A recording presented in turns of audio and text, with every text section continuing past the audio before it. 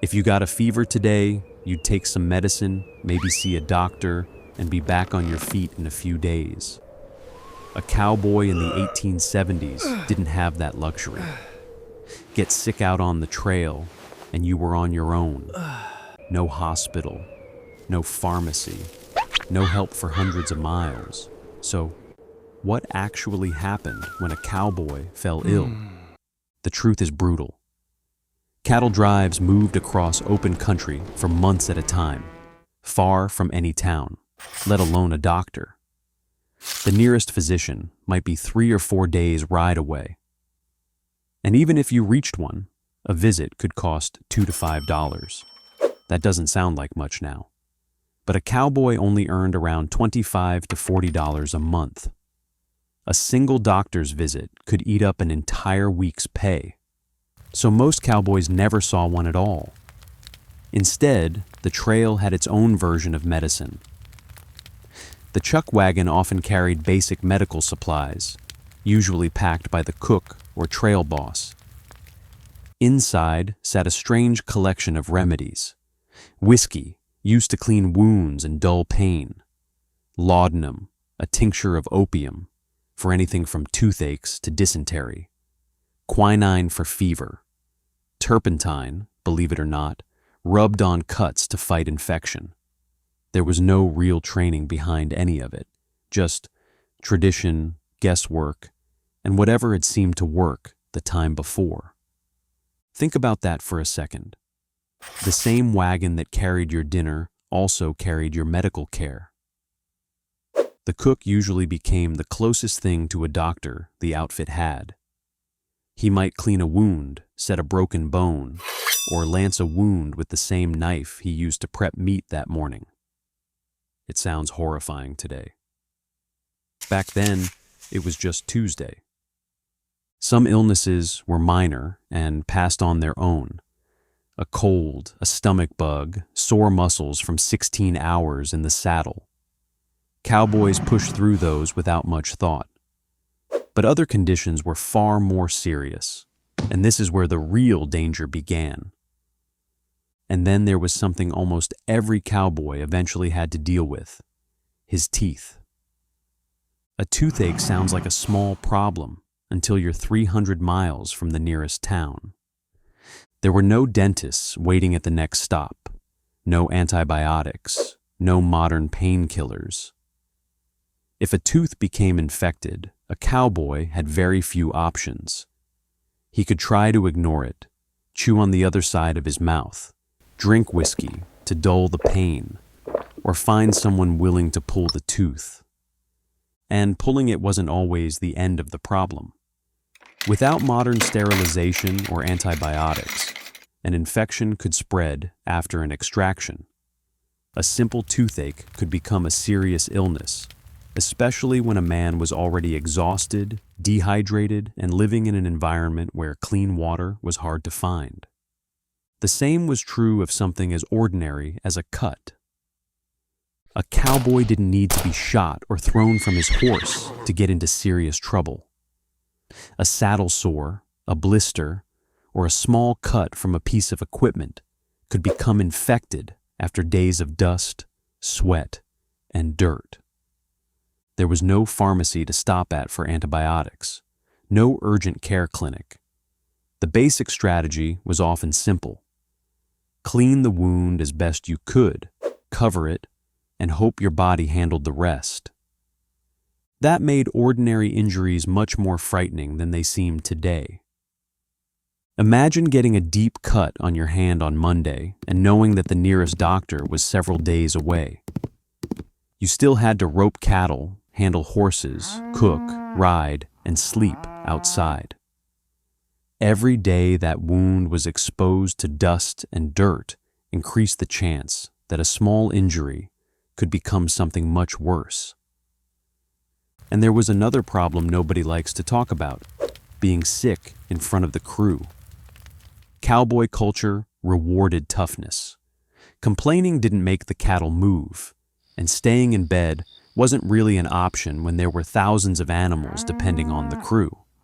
A man who admitted he was too sick to ride wasn't just taking a personal day. He was creating a problem for everyone else. So many cowboys simply kept quiet. They rode while feverish. They worked through stomach problems. They wrapped injuries and climbed back into the saddle. Sometimes that toughness helped them get through the illness. Sometimes it probably made things worse. And imagine the loneliness of it. You could be surrounded by 10 or 15 other men and still be completely helpless. Your crew was there, but nobody had a hospital, a trained nurse, or a modern medicine cabinet. If you got seriously sick, you weren't just fighting the illness, you were fighting distance. Every mile between you and the nearest town mattered. Take appendicitis. Today, it's a same-day surgery. In the 1870s and 80s, out on an open plain with no surgeon for 100 miles, it was almost always a death sentence. There was nothing anyone could do but watch. Snake bites were nearly as dangerous. The standard treatment was to cut the wound open and suck out the venom, then wrap it and hope. It was widely believed to help, but the treatment could do more harm than good. Diet made things worse. Weeks of salted beef, hardtack, and coffee with almost no fresh fruit or vegetables led to scurvy, something few people associate with cowboys today. Weak gums, exhaustion, and joint pain would set in slowly, and most men had no idea why. Here's where it gets even harder to imagine. If a cowboy came down with something serious, the cattle drive did not stop. The herd had to keep moving. Investors back east were waiting on those cattle, and every day of delay cost the outfit money. In some cases, a sick or injured cowboy might be kept in the saddle so he wouldn't fall, while the rest of the crew pressed on. Would you keep riding if it meant staying with your crew? Or would you rather be left behind for a chance to actually heal? Neither option was good. A cowboy left behind at a remote ranch or way station had almost no guarantee anyone would ever come back for him. Being tied to a saddle meant risking your life every single mile. Trail bosses had to make impossible calls over and over with no good answer either way. Not every trail boss handled it the same. Charles Goodnight, one of the most respected cattlemen of the era, was known for taking rare care with his men's health, stocking better supplies, and making real efforts to treat serious injuries rather than abandon a sick hand. But he was the exception, not the rule. Most outfits were smaller, poorer, and far less equipped to slow down for anyone. And disease didn't stay contained to one man for long. In cramped, unsanitary trail camps, dysentery could spread through an entire crew within days. Cowboys drank from the same rivers the cattle waded through, rivers already fouled with mud, waste, and bacteria. It's no surprise stomach illness was one of the most common complaints on any drive. So how did anyone survive months of this at all? Mostly through sheer physical toughness and a fair amount of luck. Younger men were chosen for trail work precisely because their bodies could take the punishment. A cowboy who spent years on the trail was considered experienced not because he was old, but because he'd learned how to avoid the mistakes that could end a career. By the time a trail crew reached a real town, like Dodge City or Abilene, medical care finally became an option. Cowboys with money left would sometimes get properly treated for the first time in months. But by then, minor injuries had often turned into infections. Manageable illnesses had worsened into something dangerous. The delay itself became part of the risk. It's easy to romanticize the Old West, the wide open land, the freedom, the adventure of it all. But strip away the myth, and cowboy life meant accepting that your body was your only real safety net.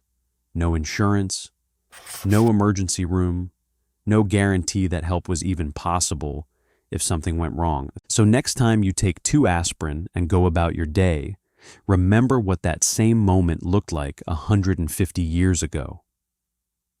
Back then, getting sick on the trail wasn't a minor inconvenience. It was one of the most dangerous things that could happen to a cowboy at all. If you were a cowboy in the 1870s, what would worry you most? Getting sick or getting injured? Tell me in the comments.